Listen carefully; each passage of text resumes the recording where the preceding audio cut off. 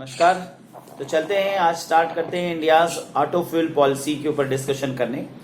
भारत की जो auto fuel policy है, Bharat stage emission standard BSES भी कहा जाता है इसे। तो भारत चरण उत्सर्जन मानक, Bharat stage emission standards Bharat सरकार द्वारा स्थापित किए गए उत्सर्जन मानक हैं जो मोटर वाहनों सहित आंतरिक दहन इंजन, स्पार्क इग्निशन इंजन उपकरण से वायु प्रदूषकों के उत्पादन को विनियमित करने के लिए बनाए गए हैं। इसके अंतर्गत केंद्रीय प्रदूषण नियंत्रण बोर्ड द्वारा पर्यावरण और वन मंत्रालय और जलवायु परिवर्तन के तहत मानकों और कार्यान्वयन की समय सीमा निर्धारित की जाती है। वास्तव में एक्चुअली आपने एक वर्ड सुना होगा, काफी समय से चल रहा है कि BS4 की गाड़ियां बिकेंगी, फिर उसके बाद BS6, अभी तो अप्रैल 2020 से ये हो गया कि भाई BS6 स्टैंडर्ड की गाड़ियां आ रही हैं। जो पुरानी वाहन हैं बेसिकली टू व्हीलर, वो सब बैंड हो रहे हैं, बंद हो जाएंगे। इसी के तहत चलते हुए 2017 में अचानक एक बारगी जो है मार्च माह में एक स्कीम निकाली गई थी जिसमें एक्टिवा वगैरह सब बहुत अचानक चीप दाम में कर दिए गए। लगभग 2 से 4 दिन के अंदर ही ये बात घोषित कर दिया गया कि जो एक्टिवा है वो 30-35 हजार रुपए में, तो जाहिर सी बात है 60 हजार की गाड़ियां 35 हजार में तो लाखों की तादाद में बिकी थी। इस सब का कारण था Bharat stage emission standard, BS standard. अब ये है क्या, तो यूरोपीय नियमों के आधार पर इन मानकों को पहली बार भारत में सन 2000 में पेश किया गया था। तब से प्रगतिशील कड़े मानदंडों को लागू किया गया। मानदंडों के लागू होने के बाद निर्मित सभी नए वाहनों को विनियमों के अनुरूप होना पड़ता है, जिसके तहत अक्टूबर 2010 से भारत स्टेज 3 मानदंडों को पूरे देश में लागू किया गया। 13 प्रमुख शहरों में अप्रैल 2010 से भारत स्टेज 4 उत्सर्जित मानदंड लागू हो गए और अप्रैल 2017 से इसे पूरे देश में लागू किया गया। सन 2016 में भारत सरकार ने घोषणा की कि BS5 मानदंडों को पूरी तरह से छोड़ दिया जाएगा। ये बात इंपॉर्टेंट है क्योंकि इन मानदंडों के लागू होने से सबसे बड़ा नुकसान हो रहा था फ्यूल कंपनियों को, सबसे बड़ा नुकसान हो रहा था ऑटो एजेंसियों को। तो उन्होंने कहा भाई आप बीच बीच में इसे 2-2 साल 3-3 साल के दृष्टिकोण से कहते हो कि BS स्टैंडर्ड ये चेंज हो रहा है और बदल दिया जाए। इसका कारण था कार्बन एमिशन की मात्रा बहुत ज्यादा हो रही है। तो अंतर्राष्ट्रीय मानक बनाया गया कि यूरो उत्सर्जन के दृष्टिकोण से, जिसे अंतर्राष्ट्रीय स्टैंडर्ड में यूरो और भारत में BS स्टैंडर्ड बोला गया, के दृष्टिकोण से कार्बन एमिशन की मात्रा को कम किया जाए। तो जितना कम से कम कार्बन एमिशन होगा उतना बेहतर एटमॉस्फेयर एनवायरनमेंट हमारा होगा। तो इस दृष्टिकोण से कार्बन एमिशन को कम करने के सिद्धांत के रूप में इन मानकों की शुरुआत किया गया।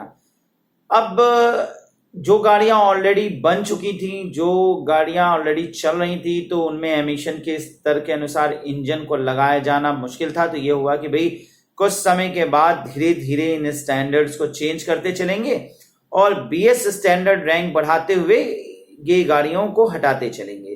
तो इस दृष्टिकोण से देखा जाए तो BS स्टैंडर्ड रैंक 1 को तो फिलहाल यूरो 1 ही कहा गया या इंडिया 2000 कहा गया। BS स्टैंडर्ड रैंक 2000 में लागू हुआ। उसके बाद BS स्टैंडर्ड जो है सेकंड यूरो 2 2001 से भारत में लागू हो गया। फिर धीरे धीरे 3 और 4 लागू हुआ। 5 की जब बात आती है तो उसे स्किप कर दिया गया। क्यों स्किप कर दिया गया? इसलिए स्किप कर दिया क्योंकि सबसे बड़ी प्रॉब्लम थी ऑटो एजेंसियों की कि लगातार आपको गाड़ी का मॉडल बदलना पड़ रहा है, इंजन में जो चेंजेस करना पड़ रहा है और इसकी वजह से भारी इंडस्ट्री को लॉस हो रहा था। तो सीधा एक अप्रेजल गया कि भाई प्रपोजल गया कि सीधा आप जो है BS स्टैंडर्ड 4 के बाद 6 ही लागू कर दें और इसको अपना लिया गया, जिसके तहत 2016 में ही इंडियन गवर्नमेंट ने अनाउंस कर दिया कि country would skip the BS4 norms and altogether adopt the BS6 norms by 2020 और 2020 तक जो है BS6 स्टैंडर्ड लागू हो जाएगा। जरा हम हिस्टोरिकल दृष्टिकोण से बात करें तो 15 नवंबर 2017 को सार्वजनिक तेल विपणन कंपनियों के विरोध के तहत ये किया गया था, इसको चेंज किया गया था। तो मैं यहाँ पर आपको फिर से एक हिस्टोरिकल दृष्टिकोण से बताना चाहूंगा कि स्टैंडर्ड जो है BS1 जो था वो भारत में इंडिया 2000 के नाम से जाना गया, जो यूरो 1 रेफरेंस था विश्व में, जिसे यूरो 1 कहा जाता है विश्व में, वो इंडिया 2000 जिसे हम BS1 भी कह सकते हैं, परंतु भारत में स्टार्टिंग में BS1 की जगह इंडिया 2000 नाम से इसे रखा गया था। सन 2000 में पूरे देश में लागू किया गया था और इससे ये हुआ था कि भारत में इस स्टैंडर्ड की गाड़ियां यानी कि इंजन के दृष्टिकोण से इंडिया 2000 इंडियन स्टैंडर्ड की गाड़ियां बनाई जाएंगी।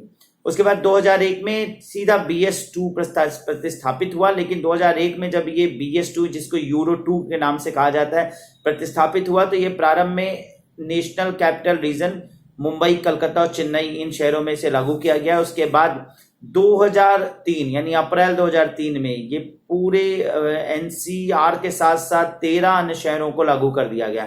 लेकिन मुख्य रूप से पूरे देश में 2005 में अप्रैल 2005 में पूरे देश में BS स्टैंडर्ड सेकंड लागू हो गया और ये हो गया BS स्टैंडर्ड सेकंड 2005 से 2010 तक में पूरे देश में लागू रहेगा। 2010 के बाद इसको चेंज किया जाएगा।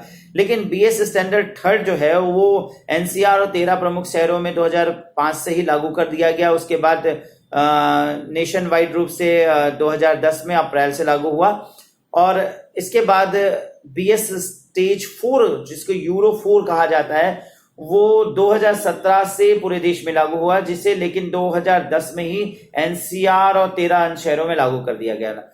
अब बारी थी BS स्टेज 5 जिसके विषय में मैंने अभी आपको बताया। BS स्टेज 5 को रोक दिया गया क्योंकि फ्यूल कंपनियों का कहना था कि भैया इसके वजह से अनावश्यक लॉस हमें झेलना पड़ रहा है, तो BS स्टेज 5 रोक दिया गया। अब यहाँ पे एक प्रश्न बनता है आपके लिए UGC नेट एग्जामिनेशन में या GS के पॉइंट ऑफ व्यू से, BS स्टेज 5 कब से लागू हुआ? तो जाहिर सी बात है इसे स्किप कर दिया सरकार ने, इसके लागू ही नहीं किया गया।